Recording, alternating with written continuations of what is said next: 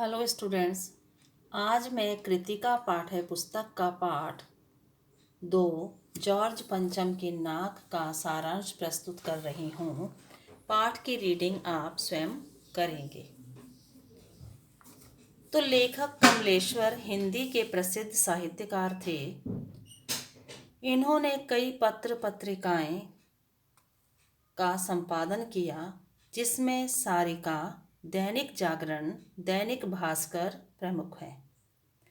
भारत सरकार ने पद्म भूषण साहित्य अकादमी पुरस्कार से सम्मानित भी इन्हें किया था।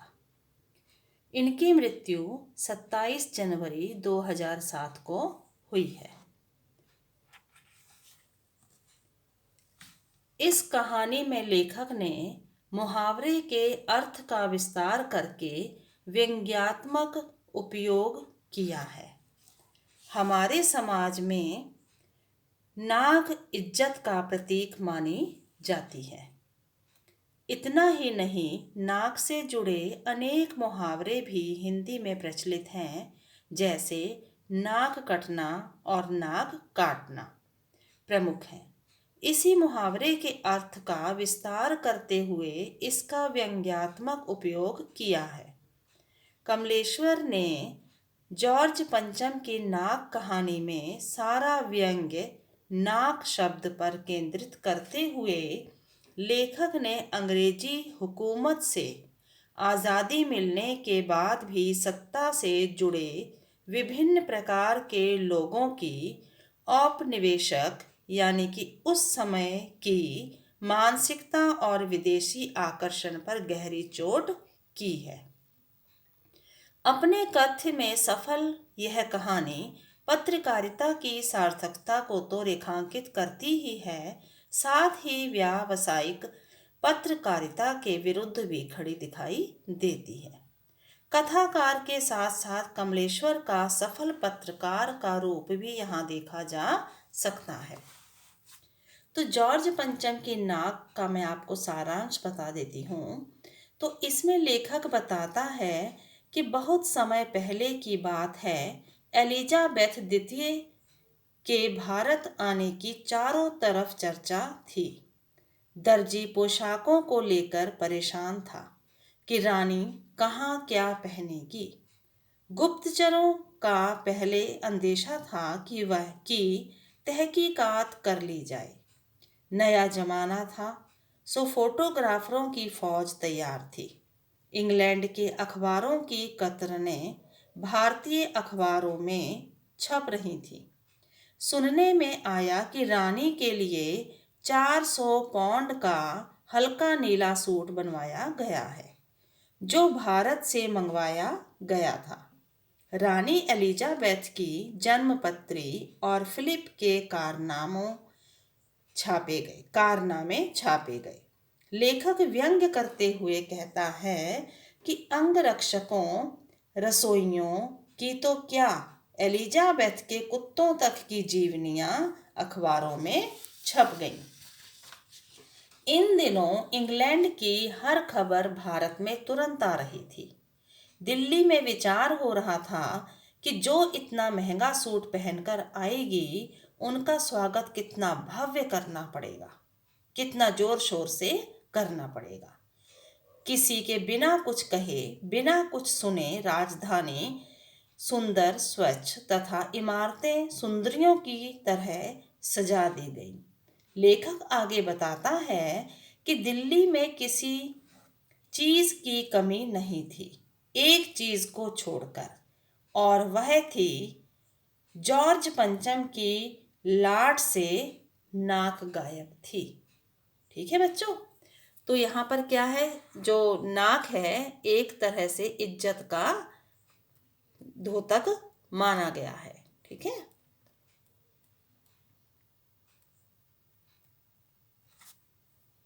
लेखक कहता है कि इस नाक के लिए कई दिन आंदोलन चले थे। कुछ कहते हैं कि नाक रहने दी जाए, कुछ हटाने के पक्ष में थे।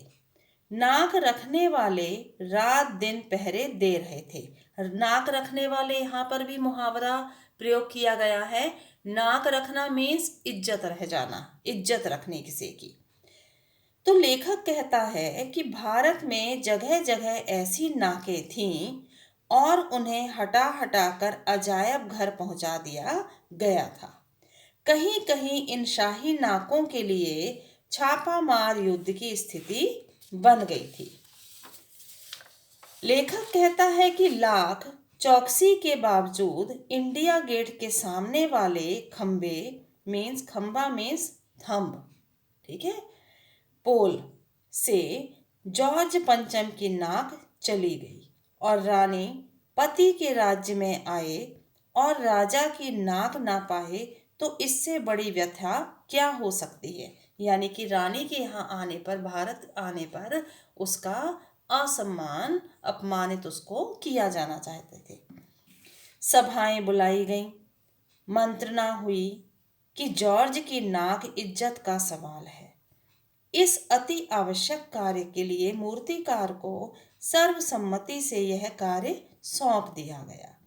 मूर्तिकार ने कहा कि नाक तो बन जाएगी, पर ऐसा पत्थर लाना होगा। कैसा पत्थर? जिस पत्थर से जॉर्ज पंचम की लाट बनी हुई थी, कि ऐसा पत्थर पता लगे कि ये कौन सा पत्थर है और इसको मैं पत्थर की खानों से खोजकर यहाँ पर इसके जो लाट है यानी कि मूर्ति है उस पर मैं इसको फिट कर दूं। तो वो पत्थर की पहचान कर रहा था।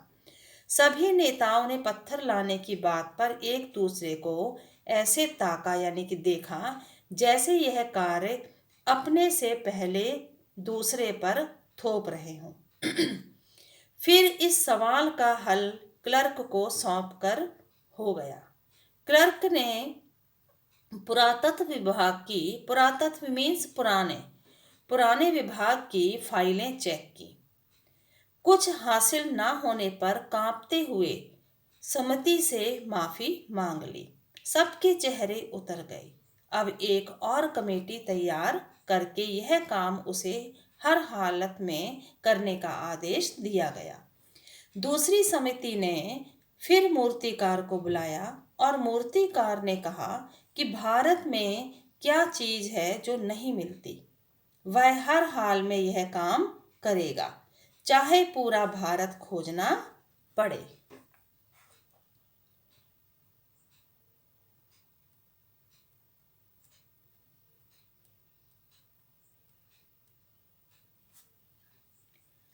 उसकी मेहनत का भाषण तुरंत अखबार में छप गया।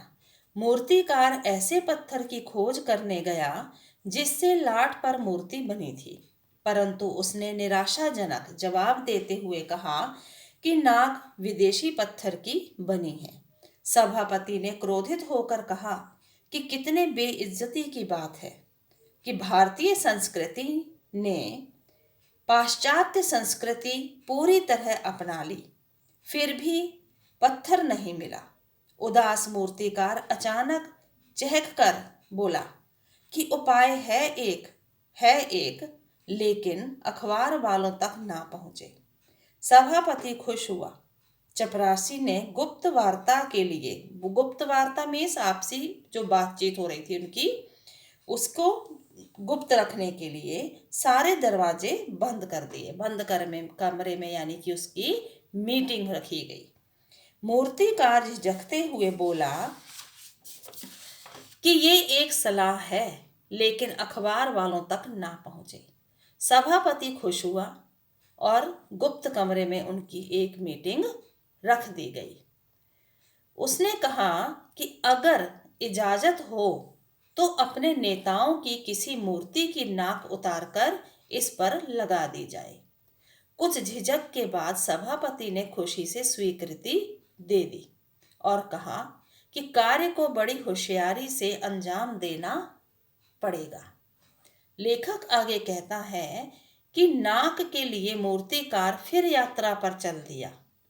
वह दिल्ली से बंबई गया, गुजरात और बंगाल गया, यूपी, मद्रास, मैसूर, केरल आदि पूरे भारत के चप्पे चप्पे यानी कोने कोने में गया। परंतु सब प्रतिष्ठित में जिनकी बहुत इज्जत थी, प्रतिष्ठित व्यक्ति देशभक्त नेताओं की नाक जॉर्ज की नाक से लंबी थी। लंबी थी यानी कि जो हमारे नेता थे जिन्होंने बलिदान दिया था भारत की स्वतंत्रता के लिए, उनकी इज्जत, उनका सम्मान जॉर्ज पंचम से कहीं ऊंचा था। यह जवाब पाकर सब फिर क्रोधित हुए।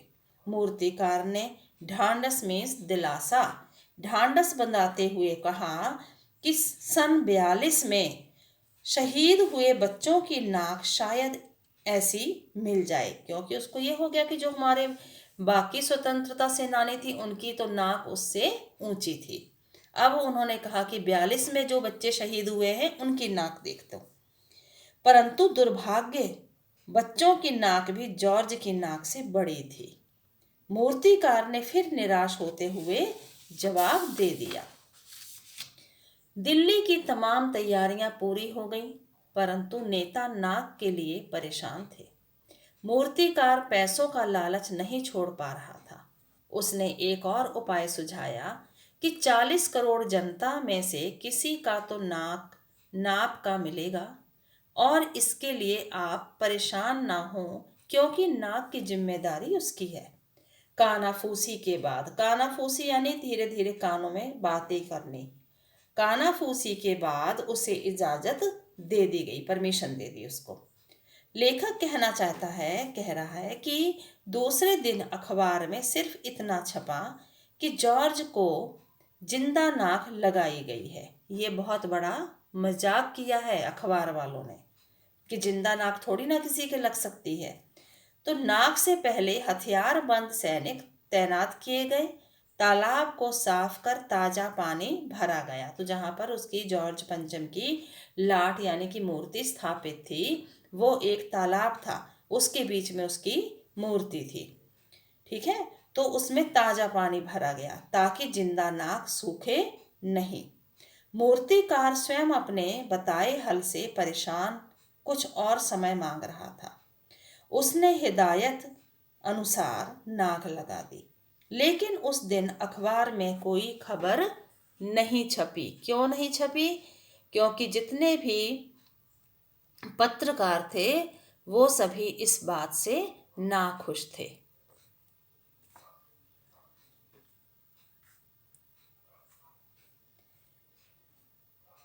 लेकिन उस दिन अखबार में फिर उन्होंने कोई खबर नाखुश होने के कारण छापी ही नहीं। ठीक है, ना फीता कटा और ना उद्घाटन का कुछ स्वागत समारोह हुआ। लेखक कहता है कि एक ही तो नाक चाहिए थी, फिर इतना गमगीन माहौल क्यों था, इसका पता नहीं चला कि क्या बात थी। तो क्या हुआ, ना कहीं फीता कटा और ना कोई स्वागत समारोह का उन्होंने कोई खबर छापी।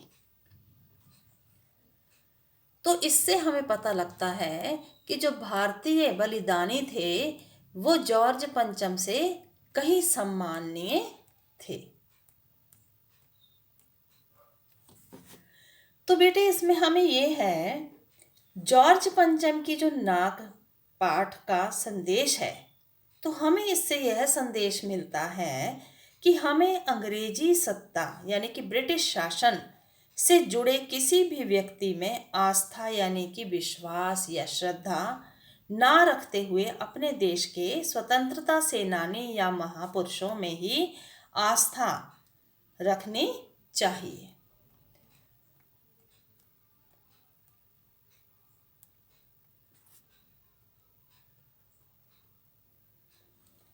तो पाठ के अंत में बेटे आमतौर सभी विद्यार्थी ये प्रश्न करते हैं कि क्या फिर जॉर्ज पंचम की मूर्ति के जिंदा नाक लगाई गई?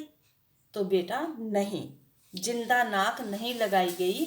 यह लेसन एक तरह से पाठ व्यंग्यात्मक है, कटाक्ष किया गया है ब्रिटिश शासन के लिए, सत्ता के लिए। ठीक है, बस अखबारों में जिंदा नाक लगने की खबर को कुछ इस तरह प्रस्तुत किया था उस समय कि जिंदा नाक को भी शब्द और अर्थ का घाल मेल कर पत्थरवत बना दिया था। पत्थरवत मीन्स सही बना देनी एक तरह से खबर।